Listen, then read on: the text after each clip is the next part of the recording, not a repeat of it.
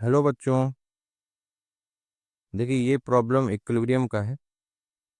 इसमें एक मैन है जिसका मास m है एंड एक प्लैंक है जिसका मास कैपिटल M है। एंड ये एक system of pulley and string है। Here it is tied to the Planck.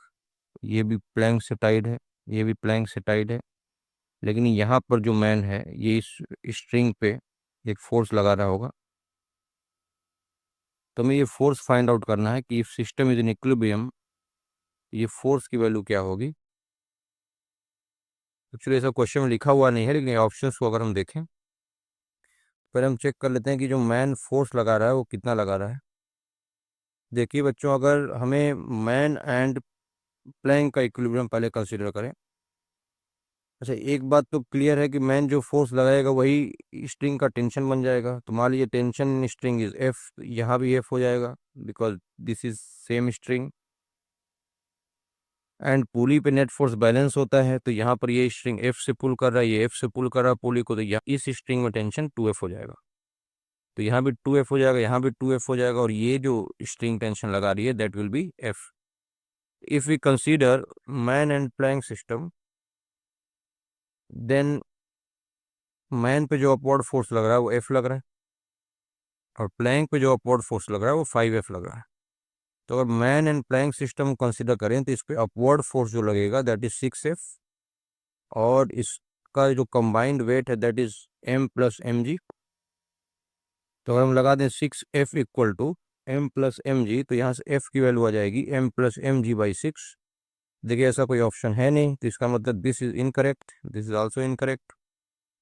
अब ये दो ऑप्शन बच गए। तो यहाँ लिखा हुआ ग्रेटर और इक्वल टू, यहाँ लिखा हुआ लेस देन M/5। तो अब ये कंडीशन पे कैसे पहुंचे। सो अब इस मैन का इक्विलिब्रियम चेक करते हैं। तो मैन के ऊपर देखिए, ये जो स्ट्रिंग को पुल कर रहा था F फोर्स से, तो ये स्ट्रिंग मैन के ऊपर अपवर्ड फोर्स F लगाएगी, है ना। सो ये प्लैंक जो लगा रहा है नॉर्मल फोर्स N लगा रहा है, तो upward force on man is N plus F और डाउनवर्ड फोर्स इज mg। अब एक बात समझिए, ग्रेटर आर इक्वल टू या लेस आर इक्वल टू ऐसा ऑप्शन दिया हुआ है, तो we have to check the limiting case. अब यहाँ हम ये चेक करें कि मैन मैक्सिमम फोर्स क्या लगा सकता है। अच्छा, मिनिमम फोर्स तो जीरो तो होगा नहीं, क्योंकि फोर्स की तो एक वैल्यू आ चुकी कि ये फोर्स लगाना ही है उसको। तो मैक्सिमम क्या फोर्स लगा सकता है। तो एक बात देखिए, जो राइट साइड है mg weight of the man, ये तो कांस्टेंट है, दिस इज कांस्टेंट। तो अगर मैन अपना फोर्स इंक्रीज करेगा, जो रोप पे वो फोर्स लगा रहा है, अगर ये वैल्यू एफ की इंक्रीज करेगी तो नॉर्मल की वैल्यू डिक्रीज करेगी।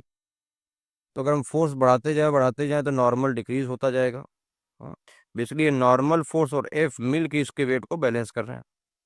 तो अगर हम फोर्स को बढ़ाते जाएं तो नॉर्मल कम होता जाएगा, और एक पॉइंट आएगा जब नॉर्मल जीरो हो जाएगा। वो तब आएगा बेटा जब फोर्स की वैल्यू mg के बराबर हो जाएगी।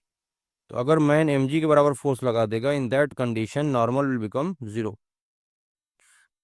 है ना। यानी कि यहाँ पर कांटेक्ट लूज होने की कंडीशन आ जाएगी, और जैसे ही वो mg से ज़्यादा फोर्स अप्लाई करेगा, या तो कांटेक्ट लूज हो जाएगा, एंड mg से ज़्यादा फोर्स अप्लाई करेगा तो net force will become in upward direction, तो man will get some acceleration in upward direction. So man cannot remain at rest. But according to question, system is in equilibrium, so man is also at rest.